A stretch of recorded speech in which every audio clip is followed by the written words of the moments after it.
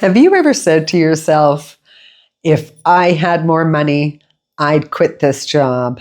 I'd leave this town. If things were different, if I didn't have this responsibility, trust, it would be done different?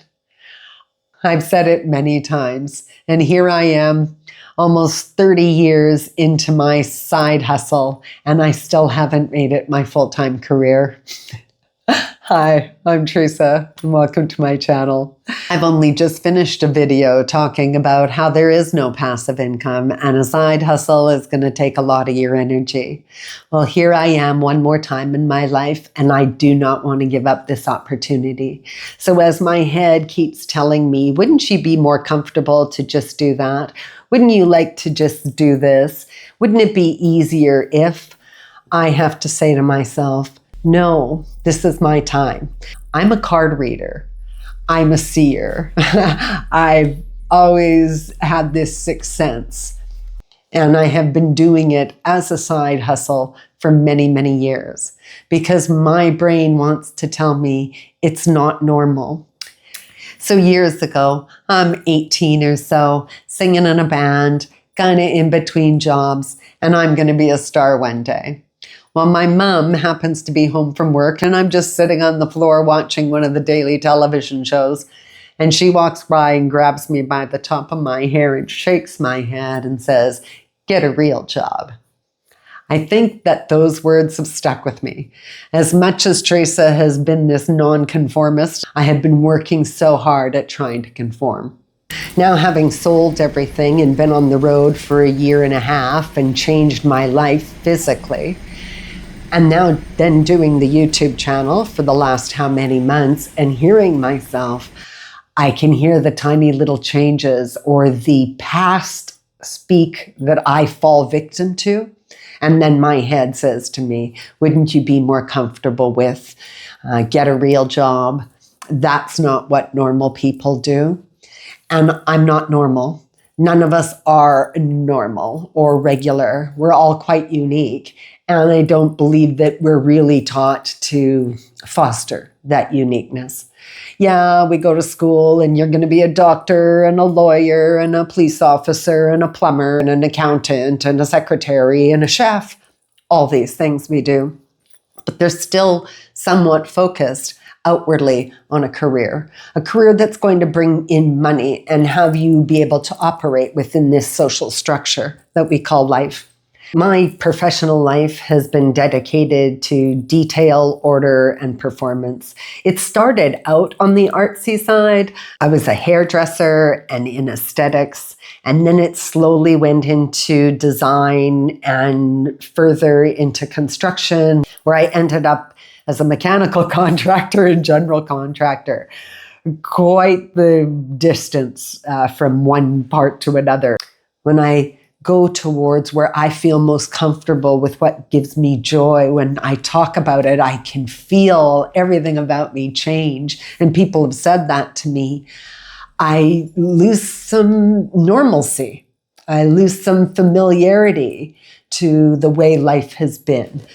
Getting rid of everything and breaking these routines in my life, I've gotten to see how it's so easy to make a choice or respond to something based on the past or where you're living now, not where you want to go in the future. And I've done that many times over. Things are much different, but I have gotten so used to being there.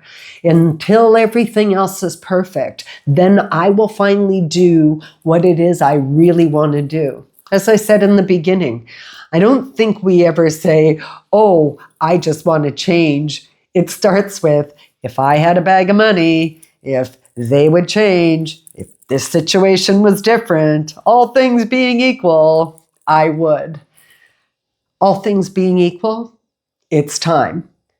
No different than it took for me to learn the different careers in my life. I have to learn the different steps that it's going to take me at this time to be where I want to be, not where I am now. Not like now isn't wonderful, but I'm not going to be 61 years old forever. I'm going to be 65, then I'm going to be 70, then I'm going to be 75, and I'm not living a 40-year-old life at 70 years old. So when I first did this and sold it all and decided I was going to travel, wherever or live this nomad life, I was still thinking and judging myself based on what I used to do. Over the course of the last year or so, especially the last few months and heading out again, I can really see the difference. Stripping my life of all the extras, all the things, has really helped me focus on where I am, what I have. I don't have to tend to the plants anymore. I don't have a home to go to. None of my family is coming to congregate there.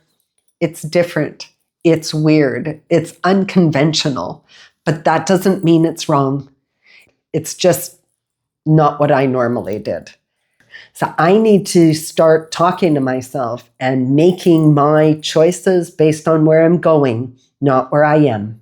You hear it all the time. Someone goes to university, they're going to be a doctor or a lawyer or a scientist, and then they decide, no, that's not what fills my passion.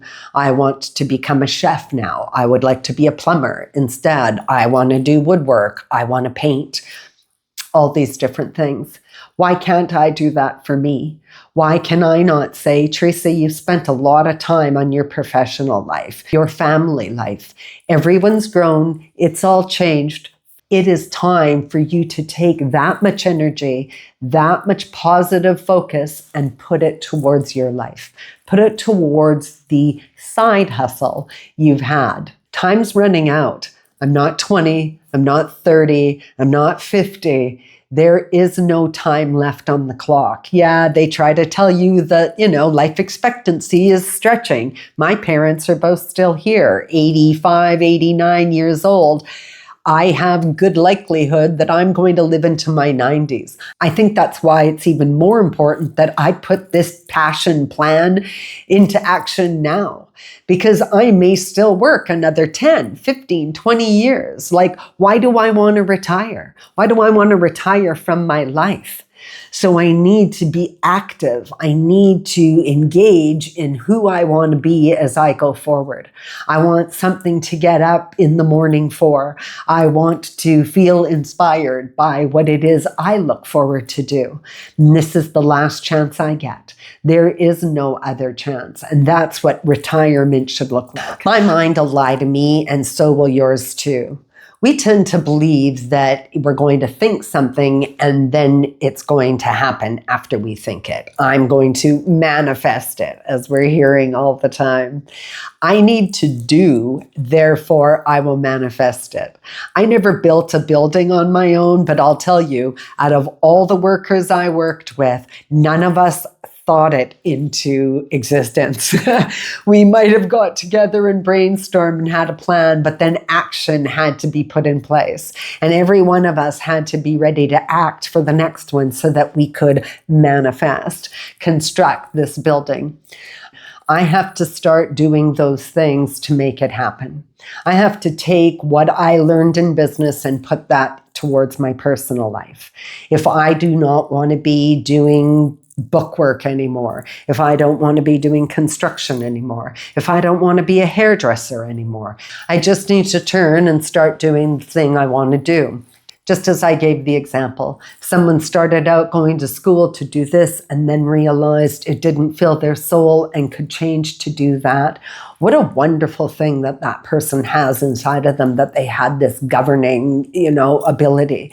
Me, I get to work on that. Me, I have to build the skills for that. Removing what doesn't serve me helped me to focus. Sometimes we don't need to bring anything into our lives. We need to remove something out of our lives. It's like a laundry basket. Everybody, has that laundry and it's piled up on the laundry basket. We're like the laundry basket. I have all these things that I'm supposed to be doing. And every once in a while, I get my laundry done and I see the basket. But do I get a bigger basket? Do I put less laundry in? No, I just pile it up again with all that laundry all over again. That's kind of like my life. I'm the basket. I have all these things I'm going to do, and I tell myself, when I get to that day, I'm not doing that anymore. I'm not putting that back in my basket again. And then I go right ahead and do it all over again. It can be risky and unnerving, doing something completely different. Or coming out and telling somebody, hey, I'm a card reader. I'm a seer. I've always had this sixth sense. I've had to be that woman for my man, a mother, a caregiver, a coworker, a friend, a confidant, the nurse, the maid. Now it's time to put me first. And it's not like I haven't tried to put me first or have been successful at putting me first along the way. Sometimes more successful than others. But this is personal. As you get older, your life gets smaller and it gets a lot more personal. And as I said, if I'm feeling that way now and I'm 61, I can only imagine how I'll be feeling at 80. So why wouldn't I want to create a side hustle, a passion project that really is something I enjoy and that I'm passionate about? I need to work hard to live more from my heart and not from my mind on the choices I make for me. Thank you so much for watching today. Until next time, take care. Talk soon. Bye for now.